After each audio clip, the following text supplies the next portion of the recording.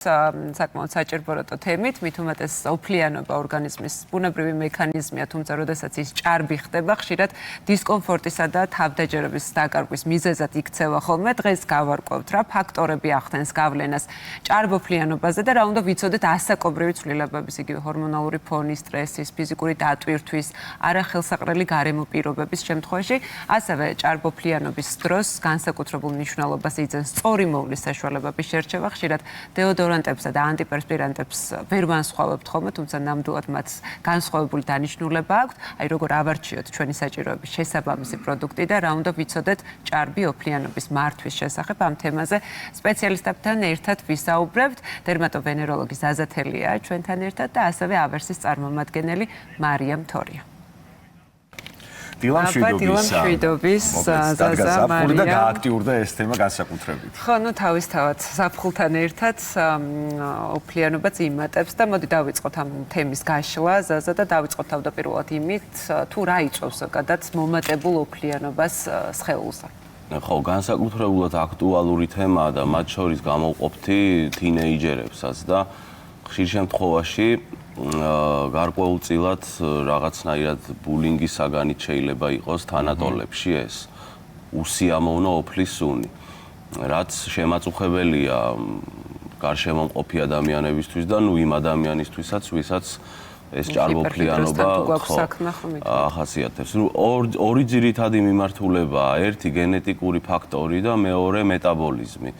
რეალურად ეს განაპირობებს ზუსტად იმას, რომ მომატებული ჭარბოფლიანობა, ჰიპერჰიდროზი შეიძლება შეხვდეს.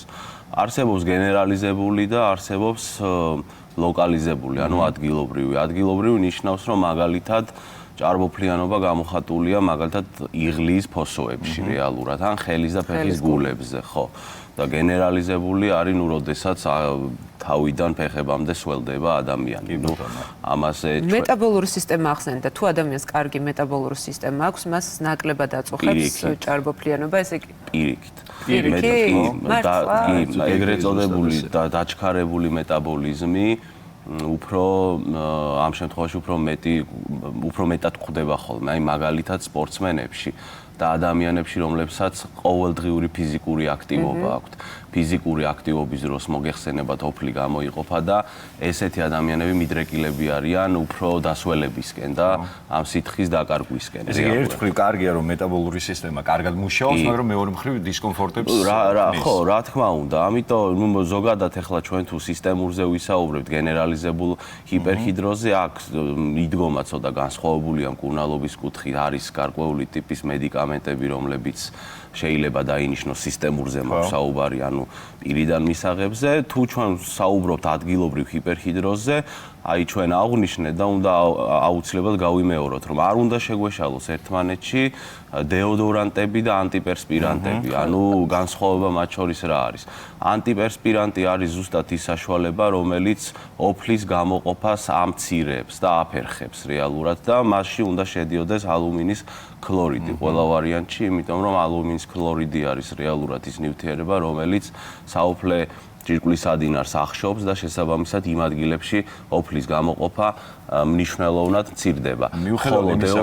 ხო, მიუხედავად იმისა, რომ ჩვენ ძალიან ბევრს საუბრობთ ხოლმე ამაზე, დღემდე არ აქვს საზოგადოების დიდ ნაწილს ინფორმაცია, რომ ანტიპერსპირანტი მუშაობს ამ მიმართულებით და დეოდორანტი არის მხოლოდ და მხოლოდ დეოდორანტი არის მხოლოდ და მხოლოდ იმისათვის, რომ უსიამოვნო ოფლის სუნი გაანეიტრალოს, ანუ ნეიტრალიზაციას. სუნამოს პრინციპი აქვს რეალურად. დაახლოებით, ხო? ხო, და აი ამის მიხედვით უნდა მოხდეს არჩევა რეალურად.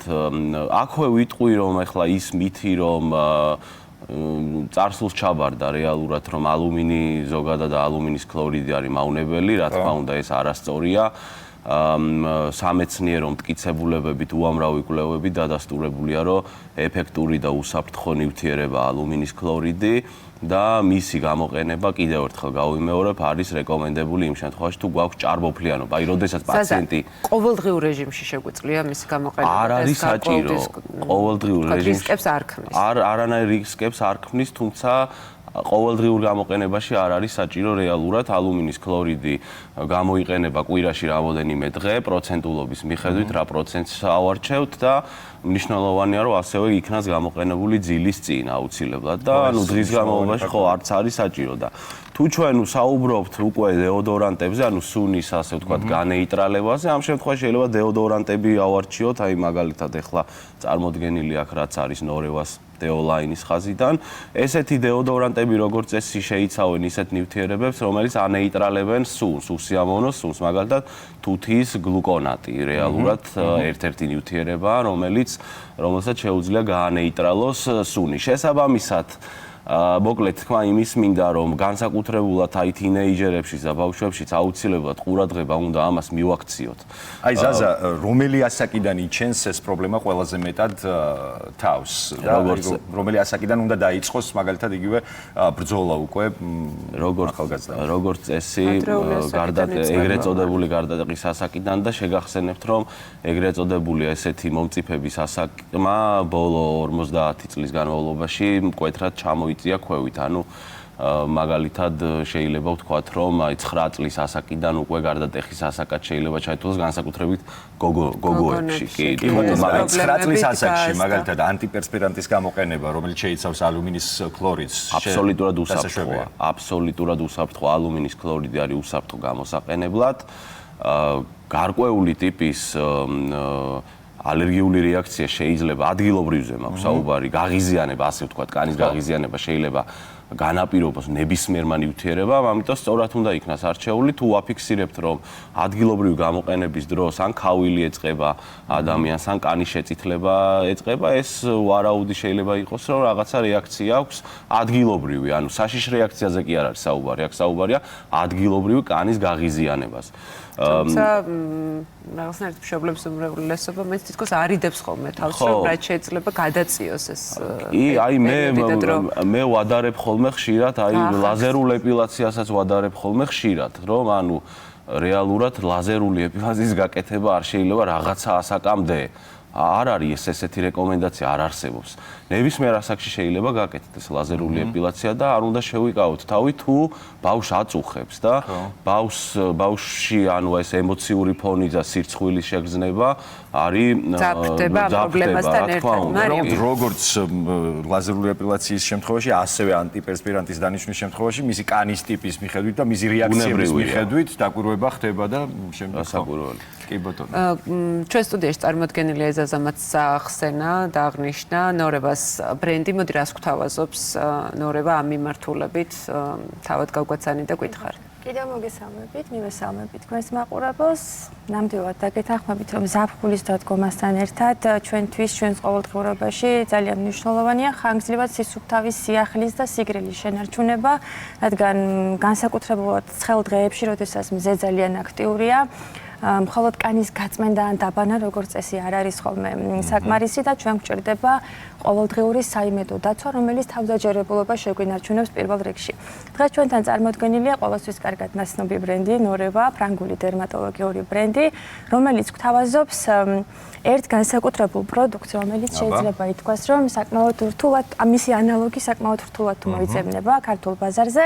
ეს გახლავთ დეოლაინის ხაზიდან ურიერთში დასაბანი გამწმენდი გელი, შხაპის კი ბატონო სიახლე. ნორევას ბრენდში. დიახ, ეს გახლავთ შხაპის გელი, რომელიც აერთიანებს დეოდორანტის მოქმედებას. ასე რომ ვთქვათ, მისი უნიკალურობა მდგომარეობს იმაში, რომ ის უშუალოდ დაბანის პროცესში იცავს კანს და ანეიტრალებს არასასიამოვნო სუნის გამომწვევი ბაქტერიებისგან და დიდი ხნის განმავლობაში უნარჩუნებს კანს სისუფთავისა და სიახლის შექმნას. დეოდორანტი ან ანტიპერსპირანტი შემდეგ აღარ არის საჭირო? ძალიან საინტერესო კითხვაა. ეს არის ყოველდღიური მოვლის საშუალება, თუმცა პირველი ნაბიჯი, მოდი ესე ვთქვათ, ყოველდღიურ რუტინაში, უკვე მეორე ნაბიჯი დღის განმავლობაში თუ არის ამის საჭიროება, თუ არის ამის ჩვენება, რა თქმა უნდა, შეგვიძლია დეოდორანტი გამოვიყვანოთ, წავახმაროთ. ვთქვათ. კი ბატონო, ნორევას ბრენდში გვაქვს დეოდორანტის ორი ფორმატის, ასე რომ ვთქვათ, წარმოადგენელი. ერთი არის ბურთულიანი, მეორე არის სპრეის სახით. რაც მინდა დავამატო ამ პროდუქტთან მიმართებაში, არის მისი უსაფრთხო ფორმულა, 93% ბუნებრივი ინგრედიენტების ბაზაზე არის დამზადებული.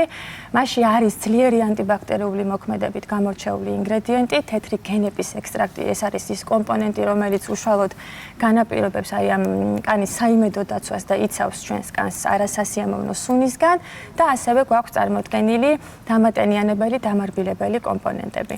აი დეოდორანტებსა და ანტიპერსპირანტებს შორის რა განსხვავება ეს უკვე ისაუბრა ზაზამ, მაგრამ აი სპრეისა და იგივე ბურთულიან პროდუქტს შორის არის რაღაც გარკვეული ვთქვათ განსხვავებები, ანუ პირატესობები თუ მხოლოდ ეკონომიურობას რეალურად პირადად ჩემი შეხედულებით, ნუ ფორმატი ინდივიდუალური საჭიროებიდან გამომდინარე. შეიძლება თუნდაც ჩავთვალოთ, რომ სპრეი უფრო ჰიგიენურია, ხო, მაგრამ შეიძლება უფრო არაეკონომიური იყოს. ბურთულიანი, ნუ ხო, უფრო დიდი ხნის განმავლობაში გვემსახურება, ასე რომ ვთქვათ. ასაკს რაც შეეხება, ნუ 8-9 წლიდან ზემოთ თავისუფლად შეგვიძლია ამ პროდუქტის შეთავაზება გავაკეთოთ, ყოველდღიურად გამოიყენება, დეოდორანტებიც ამ ასაკიდან გამოიყენება, რადგან არის სრულიად უსაფრთხო, არ შეიცავს ალუმინს, არ შეიცავს ალკოჰოლს. 24 საათის განმავლობაში დავითანხმებ ბატონ ზაზას, უსიამოვნო სუნის საწინააღმდეგო მოქმედებით არის ეს პროდუქტები დამორჩეული. და საინტერესოა, რამდენჯერ უნდა გამოიყენოს ადამიანმა დღის განმავლობაში, თუ საჭიროების მიხედვით. ამ შემთხვევაში საჭიროების მიხედვით შეუძლია გამოიყენოს, რადგან ბავშვებზე თუ საუბრობთ და გარდატეხის ასაკზე, ხო, თან სრულიად უსაფრთხო პროდუქტებზე საჭიროების ამებს შეუძლია გაიმეოროს აპლიკაცია. გასაგებია. ესე იგი ეს 9 წელი მოკლედ როგორც მივხვდი ძალიან ხშირად არის მომართვენება კი ბატონო ამას და მე ვფიქრობ რომ მშობლებისთვის ეს ძალიან კარგი რჩევა და რეკომენდაცია, იმიტომ რომ აი ჩვენს ოჯახშიც დღის წესრიგში დადგა ეს საკითხი და ის სულ დილემის წინაშე ვიყავით რომ 9 წელი და 8 წელი ჯერ ძალიან პატარა არ არის რომ დეოდორანტები, იგივე ანტიპერსპირანტები ჩავრთოთ თქო და ნუ ხა როდესაც უკვე ექიმი უწევს ამას რეკომენდაციას, შესაძლოა თამამად შეგვიძლია მივიღოთ გადაწყვეტილება. თან როგორი ექიმი. ხო. კარგი, მოკლედ ძალიან დიდი მადლობა მეგობრებო. კიდევ ერთხელ საჭირო დროს, საჭირო ადგილას, საჭირო ინფორმაციის გაჟღერებისთვის და სულ ცოტა ხანში ჩვენ გავაგრძელებთ.